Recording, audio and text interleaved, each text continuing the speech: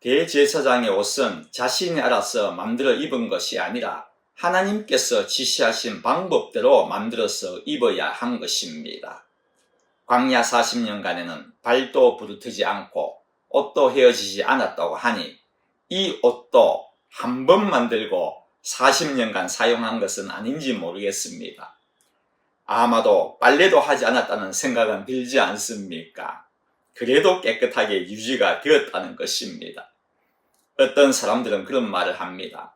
옷도 헤어지지 않고 발도 부르트지 않았다는 이 말씀은 하나님께서 보호하셨다는 그러한 의미이지 그렇게 살았다는 것은 아니라고 하는 사람들도 있습니다.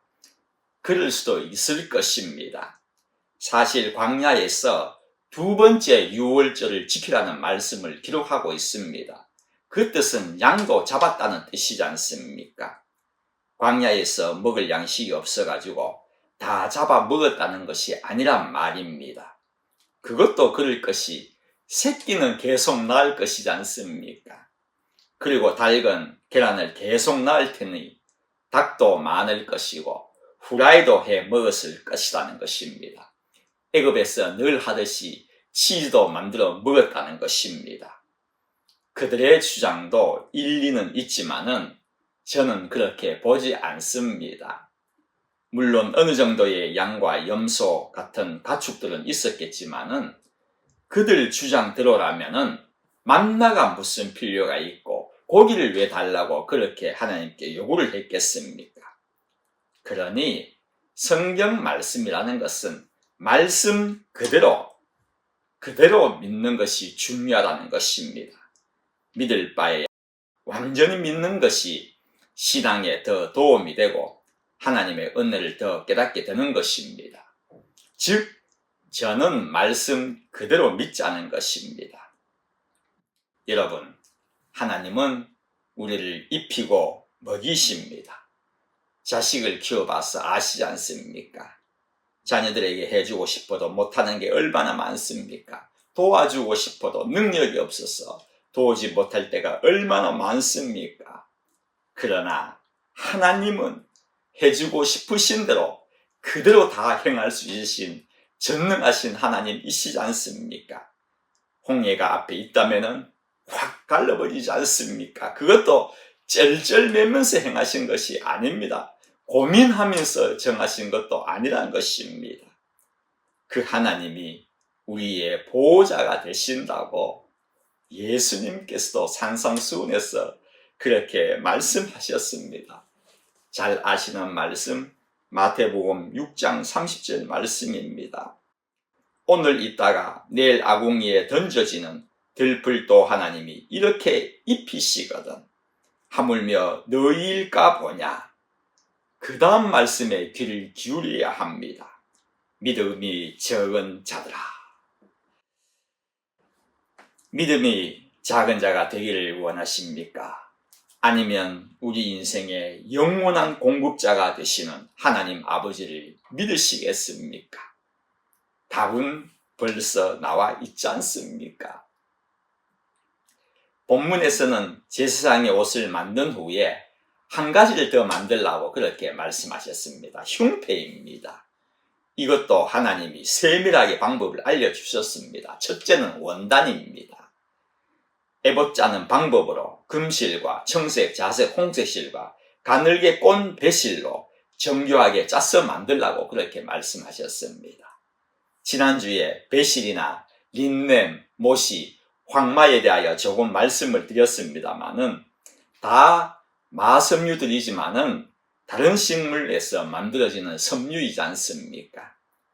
옛날 한국에서는 삼배를 많이 이용했기에 이 가늘게 꼰 배실을 삼배라고 생각하지만은 더 정확히는 린넨입니다.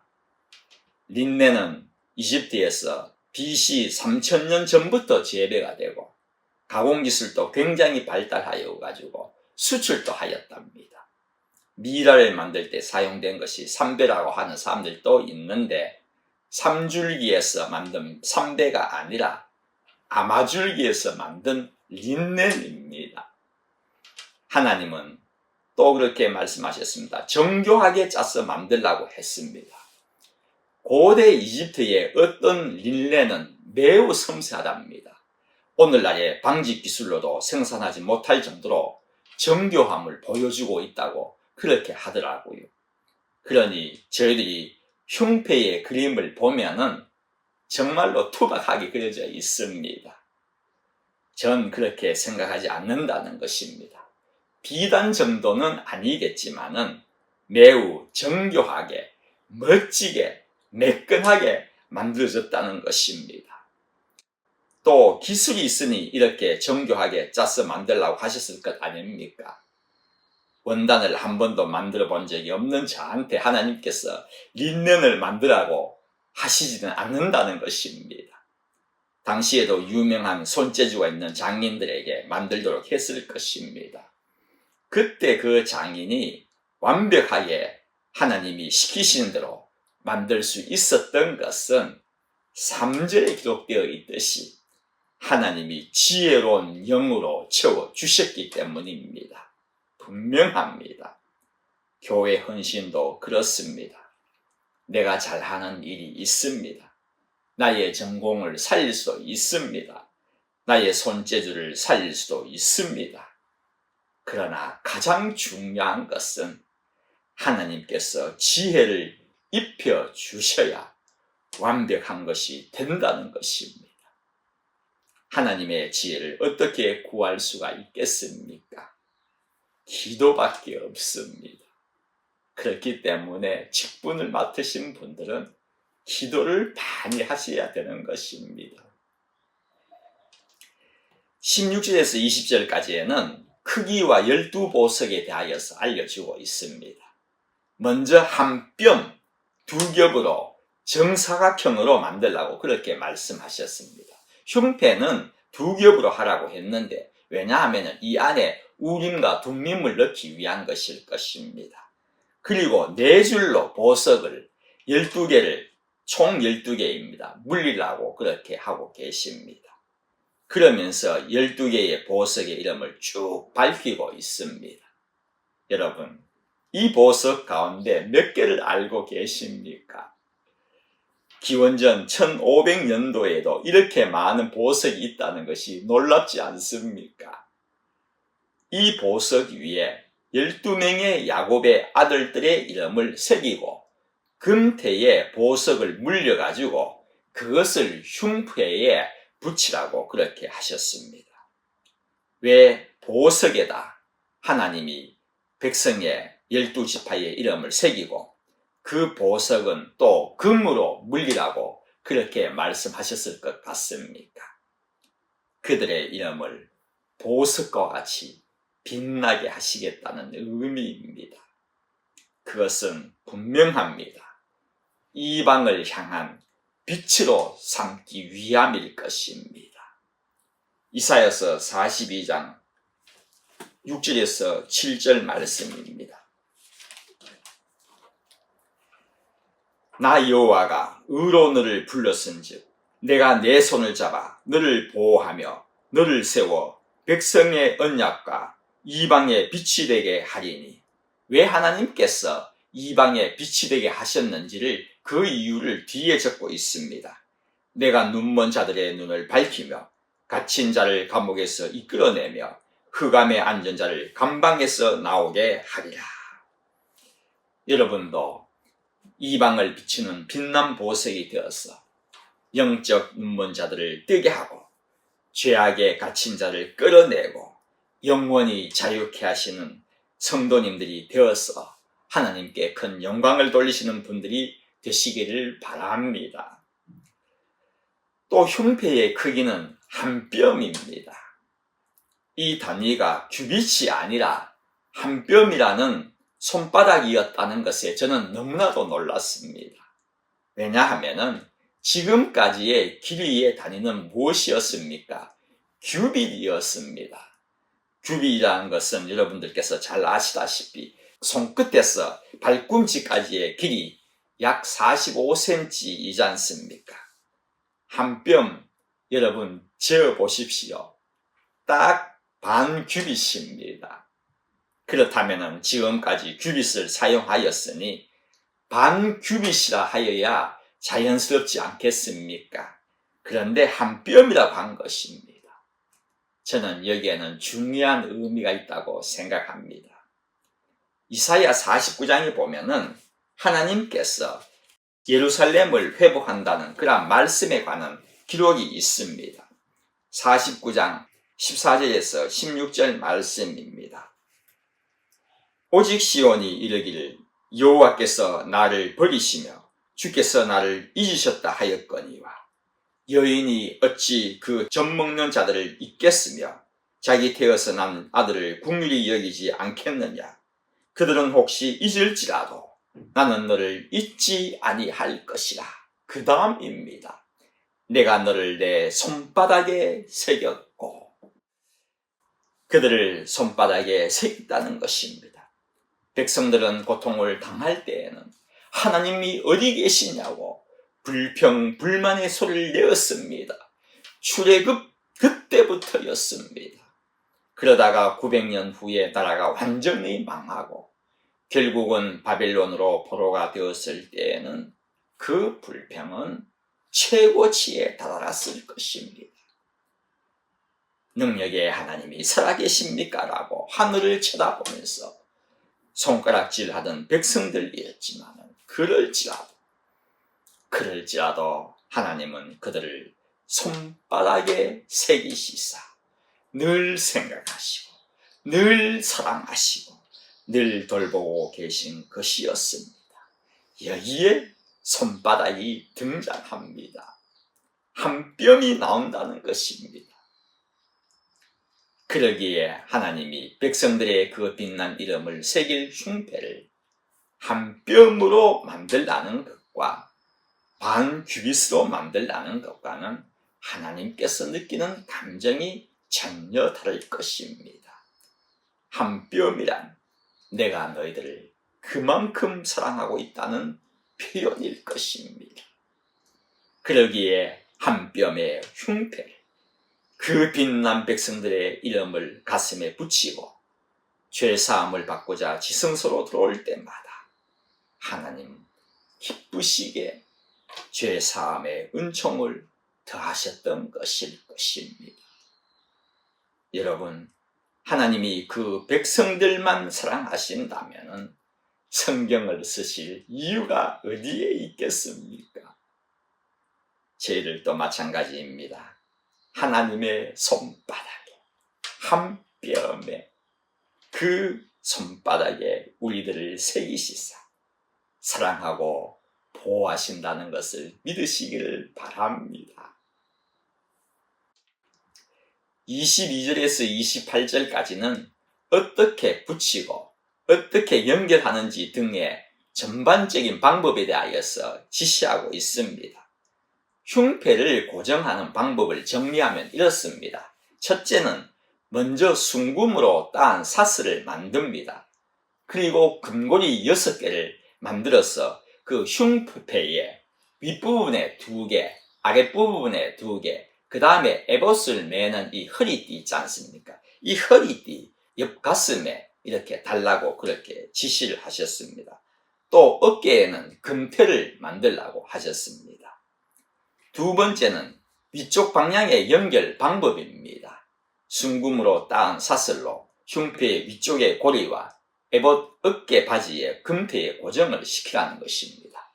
세 번째로는 아래쪽 방향의 연결 방법입니다.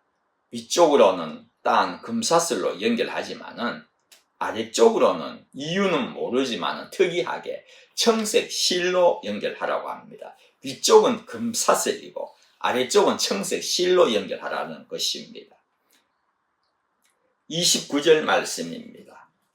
아론이 성소에 들어갈 때에는 이스라엘 아들들의 이름을 기록한 이 판결 흉패를 가슴에 붙여 여호와 앞에 영원한 기념을 삼을 것이니라. 흉패를 가슴에 붙여 영원한 기념이 되라고 했는데 가슴에 붙이라는 말은 29절과 30절에 보면은 3번이나 등장하는 단어입니다. 여기서 가슴이라는 말은 히브리어로는 레브라고 합니다. 레브라는 것은 심장을 뜻합니다. 그런데 실질적으로 마음이라고 표현할 때에 더 많이 사용하는 단어입니다. 그렇기 때문에 여기서 가슴에 담으라는 것은 마음에 품으라는 그러한 뜻입니다. 그리고 여호와 앞에 영원한 기념을 삼을 것이라는 뜻은 하나님께서 기억하시겠다는 그러한 뜻입니다.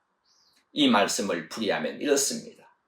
아론이 백성들을 마음에 담아 하나님께 나아가면은 하나님께서 그들을 기억하시겠다는 것입니다. 그러니 아론은 백성들을 그의 마음에 담아 하나님께 나아가지만은 반대로 하나님께서도 하나님의 마음에 그들의 이름을 담아주시겠다는 그러한 말씀입니다. 왕상 9장에 보면은 솔로몬이 성전을 건축한 후에 하나님께 기도하지 않습니까?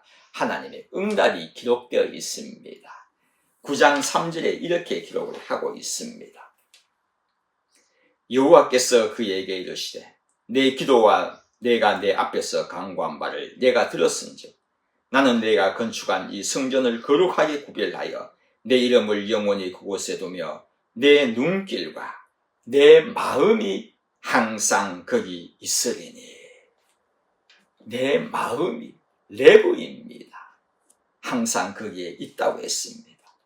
성전에 하나님의 눈길과 마음이 레브가 항상 거하신다는 말씀입니다. 하나님의 마음이 있는 성전, 그보다 더 복된 곳은 없을 것입니다. 그런데 그 성전을 하나님이 화르르 무너뜨리셨습니다. 말씀에 순종하지 않는 그들에게는 아무리 황금으로 휘황찬란하게 지었을지라도 쓸모가 없는 하나의 돌무더기로 만들어 버리셨던 것입니다. 사람이 지은 것은 이렇게 비참하게 버림을 받았습니다. 사람들은 성전을 황금으로 세우고 장식하길 원했습니다. 보세요, 유럽에 있는 성당들 얼마나 휘황찬란합니까? 금장식을 보기 위해 얼마나 많은 관광객들이 몰려듭니까? 거칠에만 으리으리한 그러한 곳은 하나님께는요, 의미가 없는 곳입니다.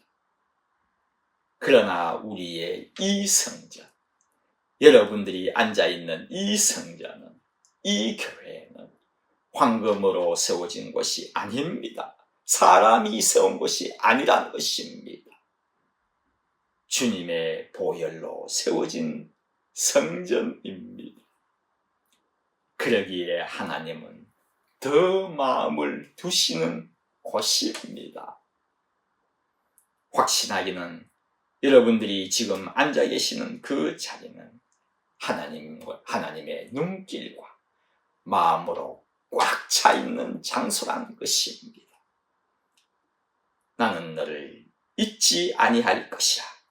내가 너를 내 손바닥에 새겼다고 하셨습니다. 하나님은 여러분을 하나님의 손바닥에 새기시고 마음에 간직하고 계십니다. 성도 여러분, 무엇을 여러분의 가슴에 담아 오늘 이곳에 나오셨습니까? 자녀가 잘 되기를 원하셔서 자녀들을 가슴에 품고 나오신 분도 계실 것입니다.